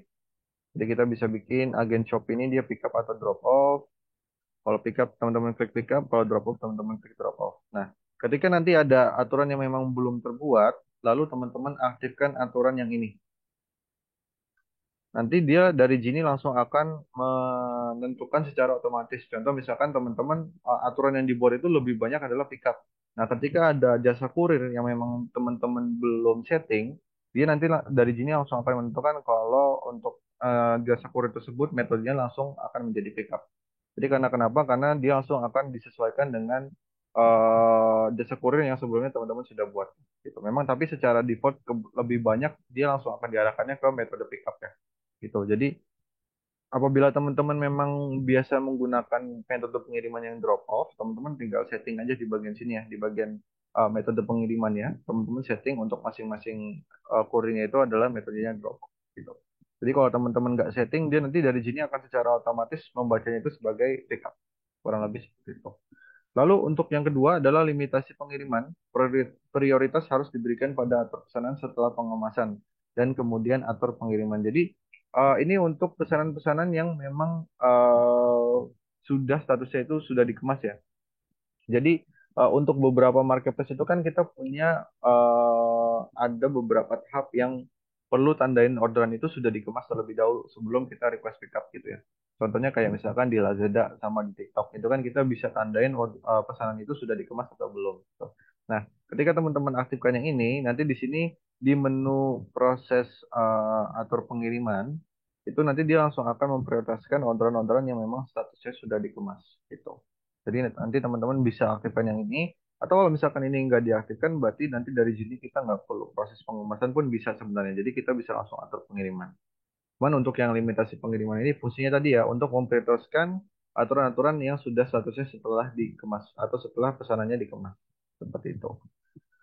Oke, untuk yang ketiga di sini ada secara otomatis mendorong ke gudang pihak ketiga. Apa artinya ini? Jadi kalau yang ketiga ini dia untuk proses pesanan yang menggunakan jasa gudang fulfillment pihak ketiga ya. Contohnya seperti misalkan teman-teman pakai WMS atau teman-teman pakai fulfillment lain ya, third party lain. Nah, ketika teman-teman sudah aktifkan aturan ini, orderan itu akan langsung secara otomatis masuk ke aplikasi pihak ketiganya, teman-teman, dengan syarat-syarat dengan syaratnya itu pesanannya memenuhi ketentuan pengiriman. Nah, ketentuan pengiriman yang dimaksud ini adalah nomor resi ya. Jadi ketika orderan itu sudah memiliki nomor resi, dia langsung bisa akan secara otomatis ke push ke gudang pihak ketiga. Jadi salah satu syarat utamanya ya orderan itu bisa masuk ke gudang pihak ketiga itu adalah orderan tersebut sudah memiliki nomor resi. Dan untuk memiliki nomor resi biasanya kan kita perlu request pickup dulu ya atau atur pengiriman gitu. Jadi eh ya kalau misalkan aturan ini diaktifkan nanti dia langsung akan pesanan itu langsung masuk ke aplikasi third party-nya teman-teman. Kurang lebih seperti itu. Lalu selanjutnya di sini ada pengaturan informasi label pengiriman ya. Nah, informasi pengiriman ini teman-teman bisa untuk aktifkan informasi-informasi yang ada di informasi pengirimnya. Jadi teman-teman bisa klik di sini atau sekarang. Fungsinya itu untuk men-setting kira-kira alamat atau misalkan informasi pengirim yang ingin tampil di label itu informasinya yang mau yang mana. Jadi teman-teman bisa setting di sini. Tapi untuk alamat yang tersedia di sini tuh dia sudah langsung reflect dari marketplace-nya langsung ya. Jadi ketika teman-teman untuk alamat atau informasi yang akan tampil di sini, biasanya itu dia langsung sudah akan muncul sesuai dengan yang didaftarkan dari Shopee-nya teman-teman. Jadi nggak dari sini kita belum bisa tambahkan untuk alamat-alamatnya. Jadi dari sini misalkan di Tokopedia saya belum ada nih. Nah dari sini kita belum bisa tambahkan. Jadi di sini itu fungsinya cuma untuk pengatur aja. Kira-kira yang mau kita jadikan alamat default sama alamat pickup itu yang mana ya? Jadi alamat default nanti yang akan tampil di label pengiriman. Kalau misalkan teman-teman mencantumkan informasi pengirim seperti itu. Jadi fungsinya tadi untuk informasi pengirimnya ya teman-teman bisa klik atur di bagian sini. Lalu selanjutnya di sini ada pengaturan template pencetakan. Jadi untuk pengaturan yang di sini kaitannya itu dengan status atau proses pencetakan di sini ya.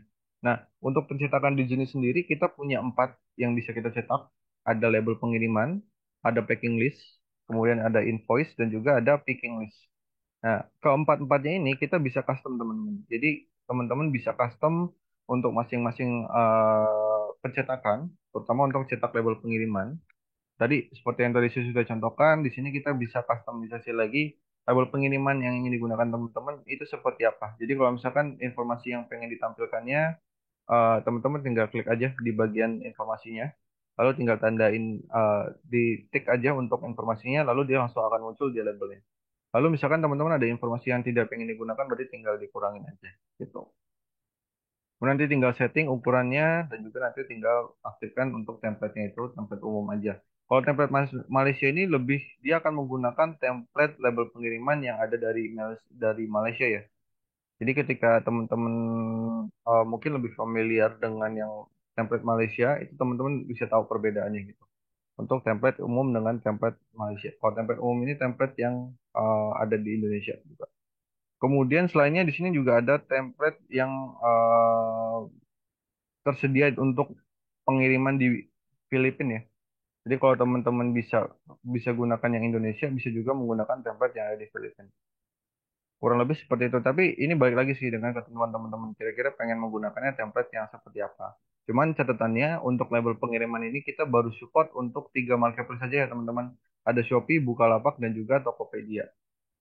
Lalu ketika teman-teman aktifkan tampilan yang ada di sini, otomatis nanti ketika teman-teman melakukan cetakan label pengiriman, dia langsung akan menggunakan label pengiriman dari sini secara otomatis gitu. Ketika teman-teman aktifkan toggle yang di atas ini ya, lalu label pengirimannya yang dicetak untuk Shopee, Bukalapak, dan Tokopedia, dia langsung akan menggunakan template label dari sini.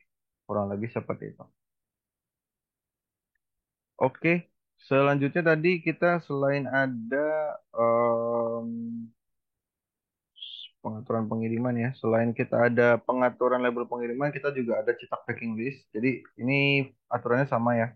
Packing list ini fungsinya ini untuk catatan pengemasan ya, tapi bisa digunakan juga untuk pengganti label pengiriman. Contoh misalkan teman-teman sekarang kan sudah kita bisa buat ya untuk orderan manual itu di Genie ERP. Jadi ketika teman-teman ada terima order yang ada di luar marketplace, tapi teman-teman pengen input juga nih ke Genie, itu kan sudah bisa dilakukan sekarang ya. Nah, untuk orderan manual ini, dia memang nggak bisa kita cetak label pengirimannya. Nah, tapi sebagai gantinya, kita bisa ganti label pengiriman itu dengan packing listnya, gitu. Jadi kita bisa input juga di sini ya untuk alamat pesanan, nomor trackingnya berapa, kurirnya apa, dan di sini bisa kita input juga gitu dengan ketentuan informasi yang memang teman-teman perlu cantumkan. Jadi packing list ini bisa digunakan sebagai pengganti label pengiriman apabila teman-teman tidak bisa mencetak label pengiriman, khususnya untuk orderan manual seperti itu. Oke, lalu selanjutnya di sini ada cetak invoice. Ya, seperti namanya kita bisa dari sini kita bisa cetak invoice juga ya untuk masing-masing pesanan.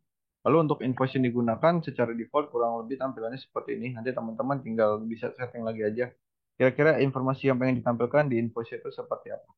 Seperti itu. Lalu selanjutnya di sini ada cetak picking list. Jadi kalau picking list ini gunanya untuk proses pengambilan barang. Jadi kira-kira teman-teman ketika ingin melakukan pengambilan barang di gudang nih, teman-teman pengen langsung kelompokkan per masing-masing produknya. Nah, nanti teman-teman bisa gunakan picking list yang ada di sini. Jadi artinya gini, misalkan saya sudah atur ada 10 pesanan ya. Nah, dari 10 pesanan ini isinya ada berapa SKU nih. Nanti di picking list itu dia langsung akan munculin pesanannya itu berdasarkan SKU-nya.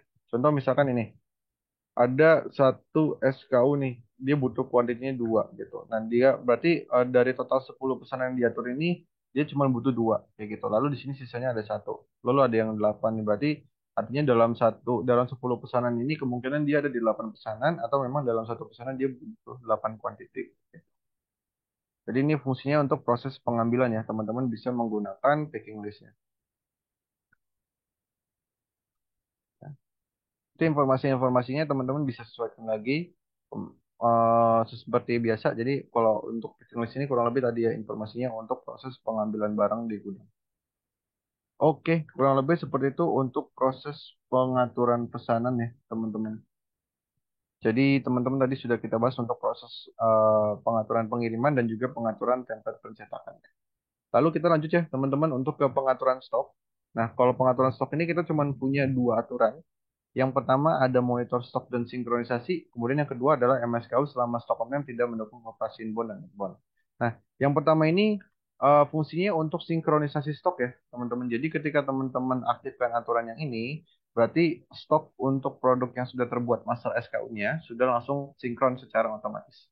Jadi eh, fungsinya master produk itu kan sampai saat ini adalah untuk pengikatan produk dari segi stoknya. Jadi ketika teman-teman sudah buat master produk, lalu produknya sudah sama nih SKU-nya. Untuk produk yang sudah terikat dengan masa produk, dia stoknya sudah akan sinkron. Nah, tapi sebenarnya syarat syarat untuk bisa aktifkan stok sinkron itu bukan cuma kita buat masa produk aja, tapi kita perlu aktifkan aturan yang ini, gitu. Monitor stok dan sinkronisasi.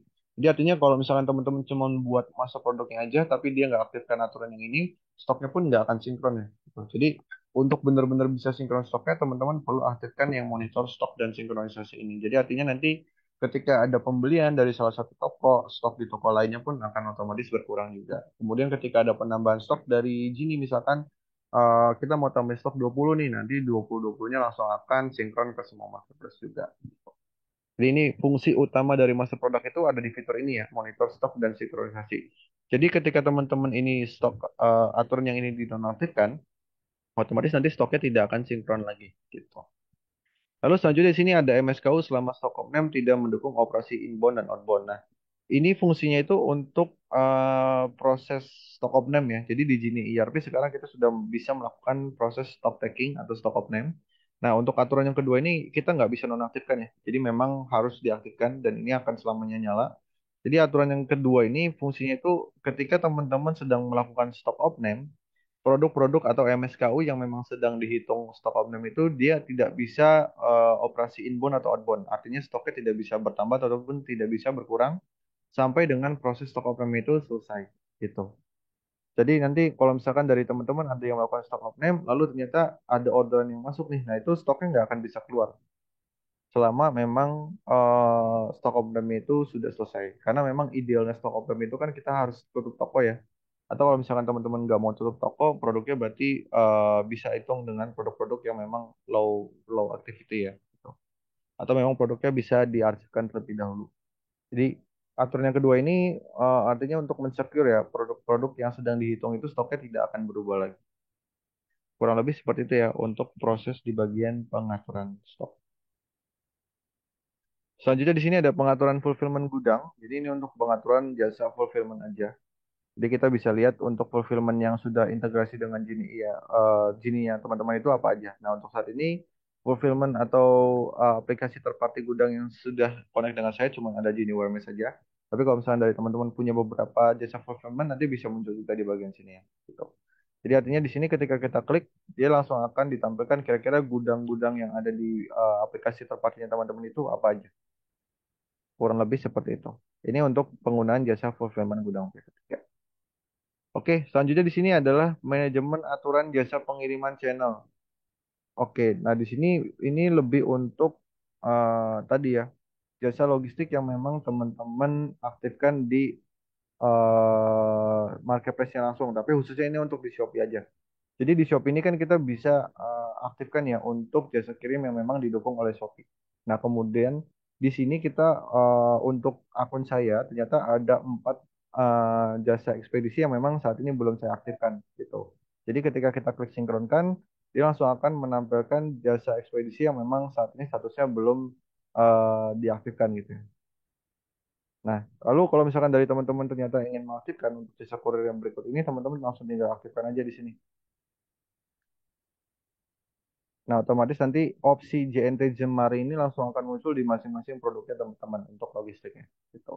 Jadi selain kita bisa aktifkan ini dari marketplace-nya langsung, di sini untuk Shopee kita sudah bisa aktifkan juga ya. Tapi untuk saat ini memang kita baru supportnya untuk Shopee aja. Jadi kalau dari untuk marketplace lain kita perlu aktifkannya langsung dari marketplace-nya. Oke, kurang lebih seperti itu untuk pengaturan jasa pengiriman. Lalu kita selanjutnya masuk ke bagian manajemen peran dan manajemen staff ya. Jadi dua pengaturan yang terakhir ini sebenarnya dia langsung berkaitan satu sama lainnya. Ada manajemen staff dan pengaturan peran. Nah, fungsinya ini memang untuk membuat akun staff ya. Jadi ketika teman-teman punya beberapa admin, nah teman-teman pengen punya adminnya itu punya akun sendiri, jadi nggak akan akses dari akun utamanya teman-teman. Nah, itu teman-teman bisa buatkan akun staffnya ya, nanti dari Gini langsung. Tapi sebelum teman-teman buat akun staffnya itu, kita perlu buat dulu nih untuk pengaturan perannya. Jadi pengaturan peran ini fungsinya apa ya? Buat membuat akses ya. Jadi pengaturan aksesnya. Contoh misalkan gini, kita mau bikin pengaturan buat admin ya. Teman-teman tinggal klik aja tadi tambahkan peran baru, lalu kita tinggal pilih aja. Misalkan adminnya itu um, admin pesanan nih. Nah, admin pesanan ini, misalkan dari teman-teman untuk admin pesanan ini nggak mau bisa lihat stok produk nih, atau misalkan teman-teman nggak mau lihat dia laporannya, berarti laporannya nggak perlu ditambahin. Jadi yang perlu ditambahin itu aksesnya cuman pesanan, misalkan ya, misalkan masuk produk, lalu produk channel sama stok aja gitu. Sama dashboard mungkin ya. Nah, nanti ketika teman-teman eh, sudah klik kirimkan, otomatis lalu ketika kita buat aturan atau membuat staff akunnya dengan peran yang ini, jadi nanti di akunnya staffnya teman-teman itu yang muncul cuma 5 aplikasi ini aja atau 5 fitur ini aja, gitu. Jadi kita bisa batasin eh, akses-akses yang bisa diakses oleh staff akun itu apa aja, gitu ya. Otorisasinya bisa kita atur di sini ya mau pakai akses yang mana. Jadi kita perlu bikin dulu nih satu-satu untuk masing-masing adminnya. Misalkan admin pesanan ada 5 orang. Nah, teman-teman nggak perlu buat untuk lima-limanya ya, cukup bikin satu aja nama perannya. Tapi nanti untuk masing-masing staff akunnya kita perlu bikin 5. Jadi ini kan cuman perannya aja ya, belum akunnya. Jadi akunnya kita akan bikin di tadi manajemen staff. Kalau yang pengaturan peran tadi untuk bikin perannya, nanti selanjutnya kita tinggal bikin akunnya di bagian sini. Nah, kalau tadi untuk admin pesanan, misalkan ada 5 orang, di bagian peran itu teman-teman nggak perlu buat untuk lima-limanya ya, cukup buat satu peran aja. Jadi artinya satu peran untuk admin pesanan itu aksesnya apa. Nah, nanti selanjutnya baru kita bikin akun staffnya. Nah, akun staffnya baru teman-teman bikin 5. Kalau misalkan teman-teman punya 5 admin pesanan. Nah, untuk proses pembuatannya tadi tinggal diklik aja tambah pesanan. Lalu kita tinggal input aja di sini akun Gininya maunya apa. Misalkan admin pesanan satu. Nah, di sini nanti untuk loginnya itu teman-teman pakainya extensionnya itu adalah @genistaff ya .com. Jadi pastikan nanti ketika login di sini itu pakainya admin pesanan 12 @genistaff.com gitu. Bukan pakai Gmail, bukan pakai Yahoo, bukan pakai misalkan Rocketmail ya atau lain-lain. Jadi pakainya itu genistaff.com. Jadi kalau udah teman-teman tinggal input aja untuk kata sandinya apa, nama staffnya siapa, kemudian nomor HP-nya. Nah, nomor HP ini perlu dipastikan ya, satu nomor HP itu hanya bisa digunakan ke satu akun aja. Jadi ketika teman-teman misalkan udah bikin satu akun ya, dengan nomor handphone misalkan 081111 nih. Lalu selanjutnya teman-teman bikin akun baru lagi dengan nomor yang sama. Nah, nomor sama yang itu udah nggak bisa dipakai lagi. Jadi teman-teman perlu punya satu nomor untuk satu masing satu akun gitu. Lalu selanjutnya kita tinggal aktifkan nih otorisasinya tokonya mau yang mana. Jadi selain kita bisa batasin perannya, di sini kita bisa batasin juga otorisasi tokonya. Artinya eh, akun staffnya ini kita mau bisa kasih akses buat toko apa aja gitu. Contoh misalkan ternyata admin pesanan itu dibagi per marketplace ya. Oh saya cuma bisa lihat di Shopee aja gitu. Berarti nanti teman-teman tinggal tambah di Shopee. Lalu misalkan dalam satu marketplace itu dia ada 2 toko nih. Lalu selanjutnya masing-masing toko punya admin yang berbeda. Nah, teman-teman bisa langsung tandain juga gitu. Jadi nanti ketika teman-teman dari admin itu masuk ke login ke staff akunnya, dia cuma bisa lihatnya itu TikTok yang toko yang ini aja. Toko yang keduanya dia nggak akan bisa lihat seperti itu. Lalu selanjutnya tinggal kita ada otorisasi toko baru. Jadi kita bisa kasih akses dia untuk tambah toko baru atau enggak. Kalau misalkan teman-teman nggak mau kasih akses, ini bisa dikosongkan saja. Gitu. Nah selanjutnya di bagian peran, teman-teman tinggal tambahkan aja peran yang tadi teman-teman sudah bikin. Nah di sini kan tadi kita sudah bikin ya peran untuk admin pesanan. Nah teman-teman langsung masukin aja di sini perannya admin pesanan. otomatis nanti aksesnya itu cuman akan menampilkan sesuai dengan yang sudah kita tambahkan. Gitu. Jadi kalau udah tinggal klik kirimkan, otomatis dia sudah langsung akan bisa diakses. Jadi artinya nanti dari admin pesanan bisa login dengan akun yang berikut ini. Gitu. Nanti aksesnya dia langsung akan dibatasi nih. Jadi dia cuma munculnya itu pesanan, masuk produk, pengaturan, sama dengan nanti ada beberapa informasi tambahannya aja. Oke, kurang lebih untuk dari segi pengaturan sudah kita bahas semua ya dari teman-teman. Mungkin untuk sesi trainingnya kita sudah selesai untuk sampai sini. Jadi kita langsung akan lanjut ke sesi Q&A ya, mungkin dari Kariska. Nah, untuk teman-teman mungkin yang masih bingung atau misalkan masih ada informasi yang kurang dipahami, boleh langsung tanyakan aja ya ke kolom chat Zoom-nya. Nanti dari kita langsung akan bahas untuk proses Q&A-nya di akhir sesi ya. Oke, baik. Terima kasih Kak Febrian. Nah, seperti informasi dari Kak Febrian tadi, sekarang kita masuk ke sesi tanya jawab ya teman-teman atau question and answer. Nah, untuk teman-teman yang ada pertanyaan atau request untuk tanyanya langsung di open microphone, bisa informasikan ke kita ya. Nanti dari sisi host Zoom akan bukakan untuk mikrofonnya. Tapi mungkin kita jawab dulu ya. Udah ada satu pertanyaan dari teman-teman yang join di sini, yaitu dari Kak Wahyu. Kak Wahyu ada pertanyaan di sini. Kalau ada perubahan detail produk yang dirubah baiknya dari marketplace atau di Gini. Nah, mungkin sebelumnya saya mau konfirmasi dulu ya, Kak. Untuk detail produk yang mau diubah ini seperti apa ya contohnya, Kak? Apakah mungkin dari judul, deskripsi, atau SKU ya, Kak? Silakan Kak Wahyu boleh request untuk open mic juga atau mau lewat kolom chat. Iya, ya, ini Kakak mau lewat mic ya? Oke, Kak Febrian mungkin boleh izin dibuka dulu ya mikrofonnya Kak Wahyu. Oh, mic-nya yang nggak berfungsi maksudnya ya Kak Wahyu. Di kolom chat Zoom juga nggak apa-apa kalau memang Kakak mau langsung ketik di chat.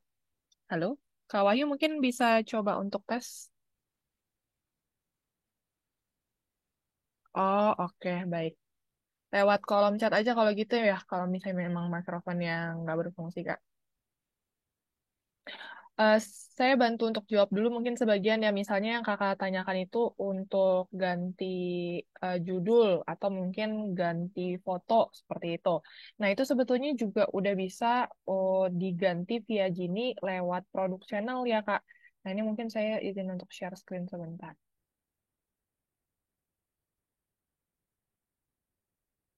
Oke, kalau untuk fitur yang misalnya kakak dari sisi perubahan seputar produk ya kak, yang langsung connect ke marketplace itu untuk produk yang memang sudah ada bisa dengan produk channel ya teman-teman dan Kak Wahyu.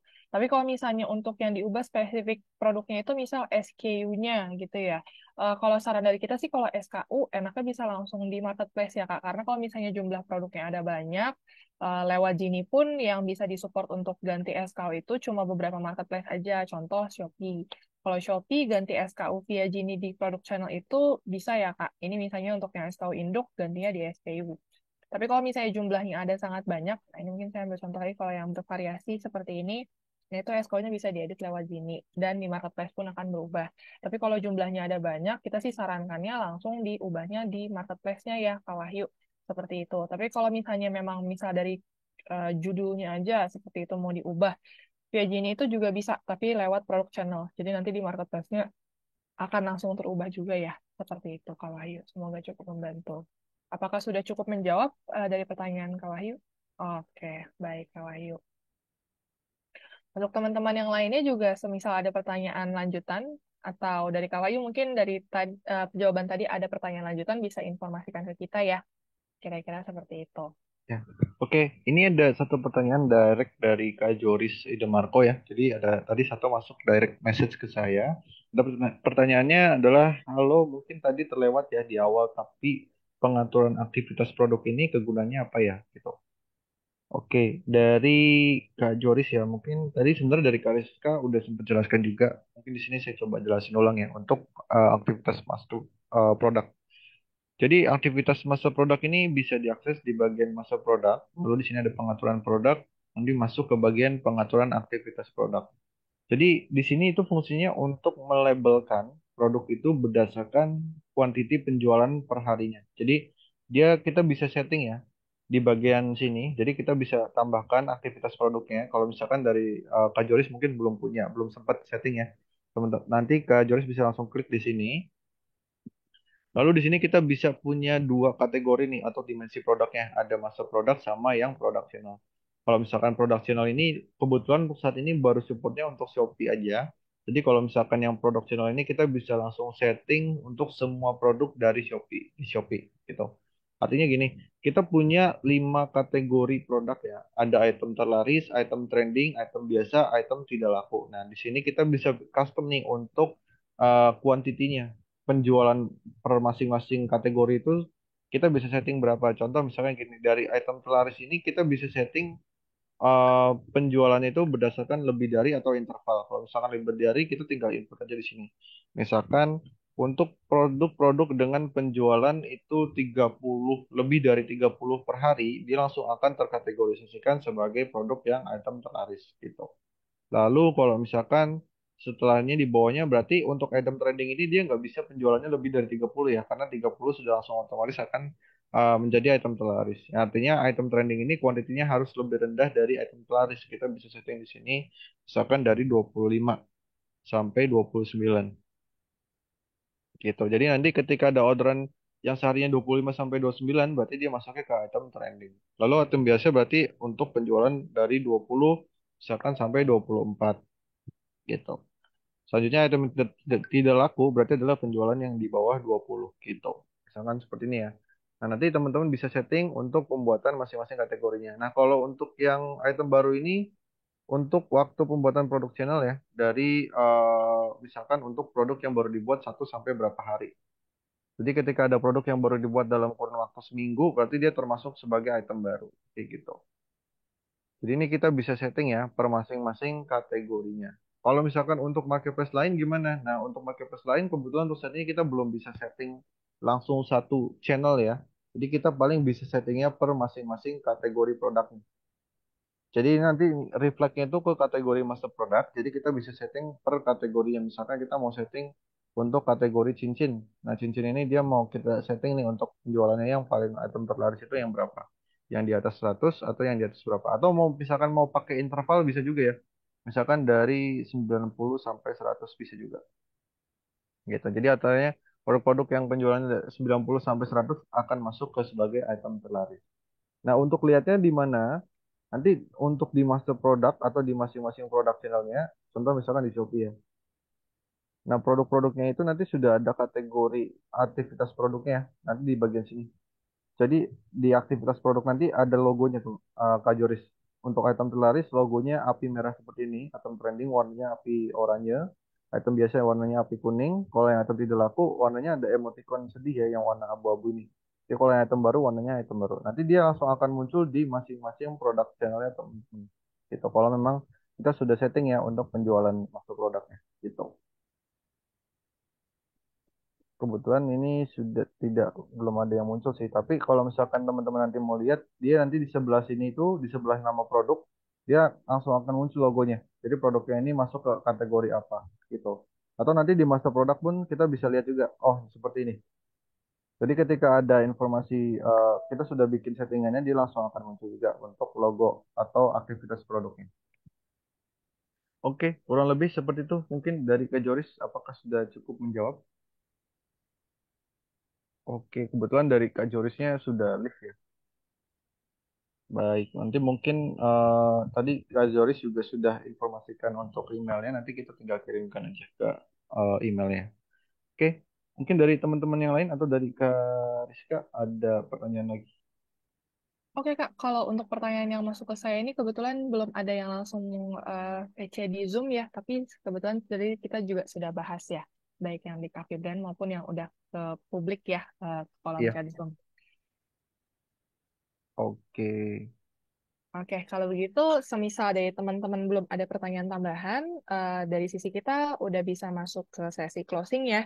Sekaligus mau remind saja untuk teman-teman yang belum sempat informasikan alamat email yang mau dikirimkan rekamannya. Hari ini bisa informasikan ke kita juga ya di kolom chat Zoom, masih bisa. Dan setelah sesi training ini selesai, kita akan kirimkan via email masing-masing yang sudah diinformasikan ke kita ya, Ya, pertama trainingnya. baik, baik. Ya, oke. Untuk teman-teman yang sudah join, mungkin kami ucapkan terima kasih banyak ya teman-teman yang sudah join. Dan untuk teman-teman mungkin kalau misalkan masih ada informasi yang kurang dipahami dari sisi training ini, teman-teman boleh tanyakan lagi aja ke grupnya teman-teman ya. Nanti bisa ditanyakan ke situ. Lalu kalau misalkan dari teman-teman masih ada yang pengen request video trainingnya, boleh langsung infoin aja sekarang. Oke.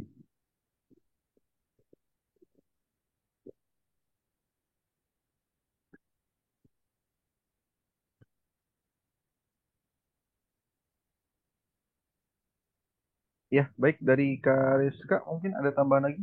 Oke, dari saya sudah cukup, Kak. Kalau begitu, semisal belum ada pertanyaan atau request tambahan ya untuk emailnya, kita udah rekap juga yang udah kirimkan email-emailnya ke kita sebelumnya. Kita pamit undur diri ya untuk teman-teman. Terima kasih banyak untuk yang udah join di hari ini, dan kita juga mohon maaf apabila ada kata-kata yang kurang berkenan.